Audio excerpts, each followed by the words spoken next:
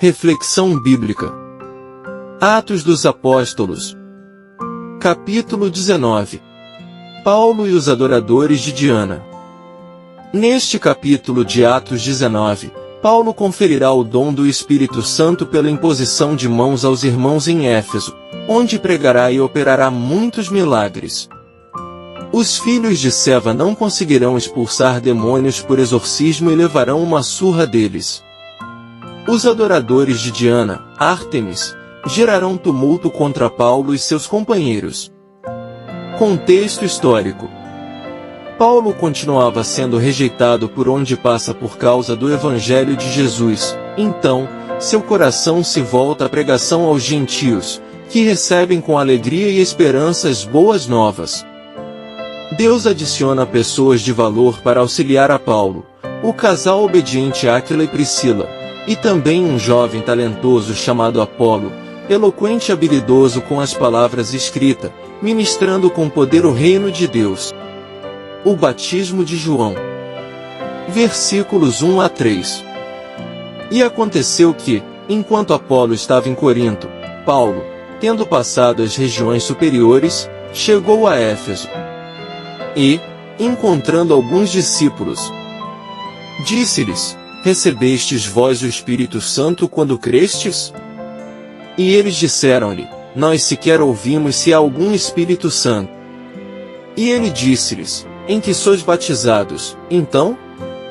E eles disseram: No batismo de João. Os discípulos que Paulo encontrou em Éfeso ainda não tinham ouvido falar do Espírito Santo ou do batismo em Cristo. Atos 18 verso 25. Essa é uma das passagens mais difíceis de se interpretar no Novo Testamento. A pergunta básica é se esses discípulos eram cristãos genuínos quando Paulo os encontrou pela primeira vez. Alguns argumentam que eles não eram cristãos, pois não tinham recebido o Espírito Santo nem sido batizados em Cristo. Outros insistem que eles eram cristãos genuínos que ainda não tinham recebido um conhecimento completo da fé. Inúmeras formas incompletas de cristianismo se difundiram nos primeiros anos da Igreja. Os apóstolos, obviamente, sentiram ser importante verificar o progresso dessas tendências e corrigi-las, levando o Evangelho pleno e completo a esses pretensos discípulos. O batismo do arrependimento. Versículo 4. Então Paulo disse: Certamente João batizou com o batismo do arrependimento, dizendo ao povo que eles crescem naquele que viria depois dele, isto é, em Cristo Jesus. O próprio João confessou que seu batismo era incompleto. Ele insistiu que o povo por ele batizado cresce naquele que viria depois dele. Ver Mateus 3 verso 11 nota. O batismo do Espírito Santo. Versículos 5 e 6. E eles ouvindo isto, foram batizados no nome do Senhor Jesus. E, tendo Paulo imposto-lhes as suas mãos, o Espírito Santo veio sobre eles, e eles falavam em línguas e profetizavam. A ordem da conversão aqui segue o padrão típico em Atos, com exceção da imposição de mãos e a menção de falar em línguas, e a habilidade para profetizar como resultado imediato da vinda do Espírito. Paulo discursa ousadamente. Versículos 7 e 8. E eram ao todo em torno de 12 homens. E ele entrando na sinagoga, falou ousadamente durante 3 meses, discutindo e persuadindo-os acerca das coisas do reino de Deus. Aparentemente, Paulo encontrou os discípulos efésios, versos 1 ao 7, antes de ter oportunidade de visitar a sinagoga. Sua argumentação ali assinala a segunda e última vez que Paulo menciona o reino de Deus em sua pregação em Atos 14 verso 22. Paulo se retira da sinagoga. Versículo 9. Mas, quando alguns se endureceram e descreram, falando mal do caminho diante da multidão, ele retirou-se deles e separou os discípulos, disputando diariamente na escola de certo tirano. Paulo retirou-se da sinagoga quando começaram a falar mal do caminho e ficou manifesto que a multidão não creria. Sua escolha parece estar em conformidade com os ensinos de Jesus. Lucas 9 versos 3 ao 5. Tirano era o proprietário da escola ou ensinava ali regularmente. Inscrições com o seu nome têm sido encontradas em Éfeso, datando dessa época. A escola em si não foi descoberta. A Ásia ouve a palavra do Senhor. Versículo 10. E isto continuou durante 2 anos, de tal maneira que todos os que habitavam na Ásia ouviram a palavra do Senhor Jesus, tanto judeus como gregos. Após 3 meses falando na sinagoga, verso 8, Paulo passou mais 2 anos ensinando em Éfeso, causando um impacto significativo na província da Ásia. Vários outros eventos registrados em outras partes a respeito da vida de Paulo podem ter ocorrido durante esse tempo. Entre eles estão prisões e açoitamentos, 2 Coríntios 1 versos 8 ao 10, Atos 11 versos 23 ao 25. Deus opera milagres através de Paulo e suas roupas. Versículos 11 e 12. E Deus fazia milagres especiais pelas mãos de Paulo. De modo que até os seus lenços e aventais se levavam aos enfermos, e as enfermidades se retiravam deles, e os espíritos malignos saíam deles. O poder de Deus mediante a fé estava operando nessas curas. Ver nota em Atos 5 versos 15 e 16, ver também Lucas 8 verso 44. O fato de itens pessoais de Paulo, lenços e aventais, estarem envolvidos demonstra sua identidade como apóstolo. Os judeus exorcistas. Versículo 13. Então, alguns judeus andarilhos, exorcistas, tentavam invocar sobre os que tinham espíritos malignos o nome do Senhor Jesus, dizendo: esconjuro-vos por Jesus, a quem Paulo prega. Exorcistas judeus itinerantes procuraram usar o nome de Jesus para dar ordens a espíritos malignos. Antigas tradições de magia frequentemente envolviam a invocação de nomes de falsos deuses. Filhos de Seva. Versículo 14. E eram 7 filhos de Seva, um judeu, e principal dos sacerdotes, os que faziam isto. Diversos textos judaicos não bíblicos antigos atestam a interação de magia com o judaísmo. Vós, quem sois? Versículo 15. E o espírito maligno respondeu, e disse: eu conheço a Jesus, e sei quem é Paulo, mas vós quem sois? É necessário mais que a invocação de nomes poderosos para se prevalecer sobre as forças demoníacas. O espírito maligno sabia que os exorcistas não compartilhavam da autoridade de Cristo por meio da fé. Eles levam uma surra do demônio. Versículo 16. E o homem que tinha o espírito maligno, saltando sobre eles, dominando-os, prevaleceu contra eles, de tal maneira que fugiram nus e feridos daquela casa. As consequências de uma invocação leviana do nome de Jesus foram severas. O fato de os homens fugirem nus era especialmente humilhante, visto que os judeus rejeitavam a nudez. Todos passam a temer ao Senhor. Versículos 17 e 18.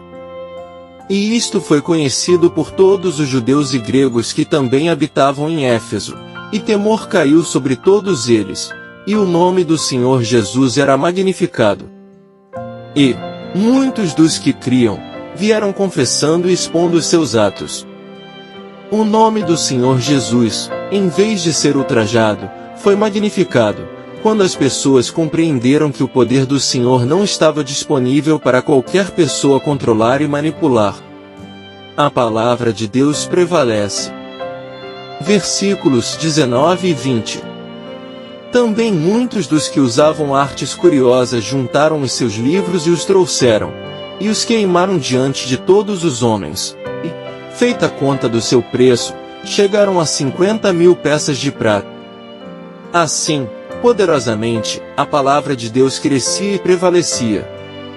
Antigamente, os livros eram caros. 50.000 peças de prata representam uma grande quantia, no entanto, possível. Paulo quer ir para Roma.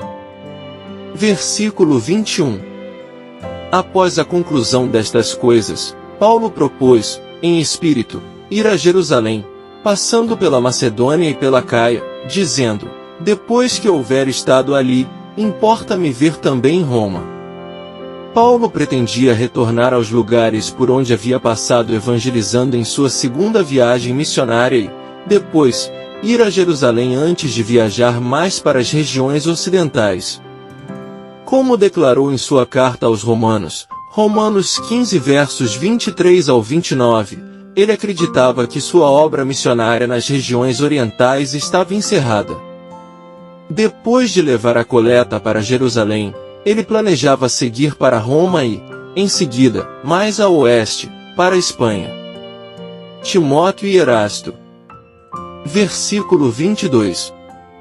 E, tendo enviado a Macedônia 2 daqueles que o serviam, Timóteo e Erasto, ele permaneceu por algum tempo na Ásia. Alguns acreditam que o Erasto aqui mencionado é o mesmo de Romanos 16 verso 23, enquanto outros discordam disso. Também é possível que o Erasto de Romanos 16 verso 23 tenha sido mencionado numa inscrição coríntia. O nome era popular nessa época. Demétrio se volta contra Paulo. Versículos 23 a 25. E naquele mesmo tempo, houve um não pequeno tumulto acerca do caminho.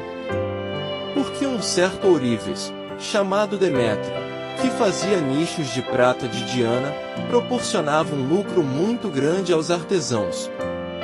Aos quais, havendo-os ajuntado com os artesãos de ocupações semelhantes, disse: homens, vós sabeis que deste ofício temos a nossa riqueza. O culto a Diana em Éfeso fazia parte de um culto grego mais amplo à deusa grega Ártemis, a Grande Mãe. Como acontecia com muitos cultos antigos, artífices como Demétrio ganhavam a vida fabricando itens cultuais tais como ídolos. A pregação de Paulo pôs em perigo essa ocupação, versos 25 e 26. Demétrio incita os comerciantes. Versículos 26 e 27. Além disso vedes e ouvis que não só em Éfeso, mas em quase toda a Ásia, este Paulo tem persuadido e afastado muitas pessoas, dizendo que não são deuses aqueles feitos por mãos. Assim não somente nosso ofício está sendo colocado em perigo de descrédito, mas também que o templo da grande deusa Diana deveria ser desprezado, e seja destruída a magnificência daquela que toda a Ásia e o mundo adoram. A reputação de Paulo tinha se espalhado por toda a Ásia, tornando-se ele uma ameaça às crenças e ao estilo de vida de muitas pessoas. O templo de Diana em Éfeso, cujos alicerces datam do 8º século a.C., era uma das 7 maravilhas do mundo antigo. Demétrio previu que o templo perderia sua reputação e cairia em descrédito se Paulo persuadisse gente suficiente de que não são deuses aqueles feitos por mãos. Na verdade, isso foi exatamente o que aconteceu. As ruínas do templo foram descobertas no século XIX e o altar, em 1965. O medo incita a ira. Versículo 28. Ouvindo estas palavras, encheram-se de ira e clamaram, dizendo: grande é a Diana dos Efésios. Demétrio despertou eficazmente os maiores temores da multidão.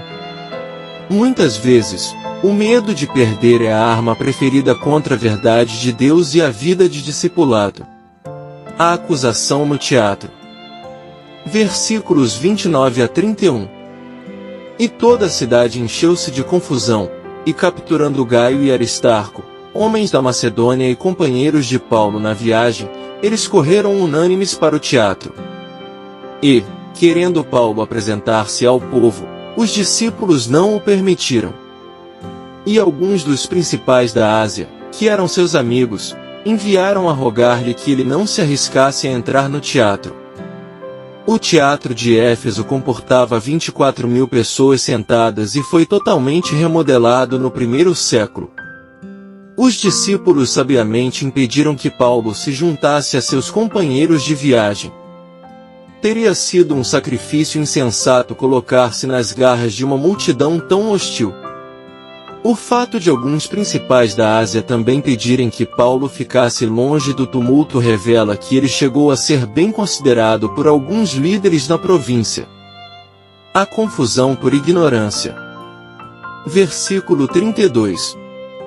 Portanto, uns gritavam uma coisa, outros outra, porque a assembleia estava confusa, e a maior parte deles não sabia a razão de estarem reunidos. Em conformidade com a mentalidade das multidões, a maior parte não tinha ideia alguma do motivo de estarem reunidos no teatro. Alexandre, o judeu. Versículos 33 e 34. Então, eles tiraram Alexandre dentre a multidão, impelindo os judeus para diante, e Alexandre, acenando com a mão, queria fazer sua defesa ao povo. Mas, quando eles souberam que ele era judeu, todos em uma só voz gritaram durante umas 2 horas, "Grande é a Diana dos Efésios!" Naturalmente, os judeus da cidade desejavam se distanciar da controvérsia causada por Paulo e seus seguidores. Eles empurraram para a frente um dos seus, Alexandre, um judeu helenista, como indicado por seu nome, para apresentar uma defesa em favor deles. Ironicamente, os judeus deviam ter a mesma visão do culto a Diana que Paulo e seus seguidores, mas, nesse caso, eles não queriam ser incluídos com eles. Quanto à multidão de Efésios, eles não admitiam essa distinção. Eles sabiam que qualquer pessoa cujas raízes religiosas fossem judaicas representava oposição a Diana. O culto a Diana, Ártemis. Versículo 35. Então, o escrivão da cidade, tendo apaziguado as pessoas, disse: "Homens de Éfeso, qual é o homem que não sabe que a cidade dos Efésios é adoradora da grande deusa Diana, e da imagem que desceu de Júpiter?" A imagem que desceu de Júpiter pode indicar que o culto a Diana foi inspirado por um meteorito que caiu na Terra. Alternativamente, essa seria uma forma de dizer que o culto era visto como procedente dos deuses. Conclusão. Concluindo, que confusão! O Evangelho de Cristo é palavras, mas também manifestações de poder e autoridade. Paulo viaja, prega, discursa e altera o ambiente onde chega. Em Éfeso, descobre que a igreja só conhecia o batismo de João, primo de Jesus, e então ele, cheio de poder, ministra o batismo no Espírito Santo. E aqueles efésios são cheios do poder de Deus e começam a falar em línguas e a profetizar. E assim deve ser nos dias de hoje, orarmos uns pelos outros, fortalecendo nossa fé e comunhão. Uma igreja unida flui melhor em seu propósito. Paulo estava tão cheio de Deus que extravasava para suas roupas, a ponto de elas serem levadas aos doentes e cativos e estes serem libertos. Deus, nos encha assim também, que a cada dia possamos buscar essa intimidade e esse fluir em nossas vidas. A perseguição não deixa de acompanhar Paulo, dessa vez, por sua pregação. O comércio de imagens da deusa Diana é comprometido, e os artesãos se levantam contra Paulo e seus companheiros, os levando a uma reunião para os expulsar de lá. Quando Jesus disse que seríamos o sal da terra, ele estava certo. O sal não é algo que você queira mastigar, mas cuspir. O sal da terra, não o caramelo. Se somos confrontados e perseguidos, regozijemos nele, estamos no caminho certo. Aleluia! Graça e paz por parte de nosso Deus e Pai, e de nosso Senhor e Salvador, Jesus Cristo, estejam sobre nossas vidas.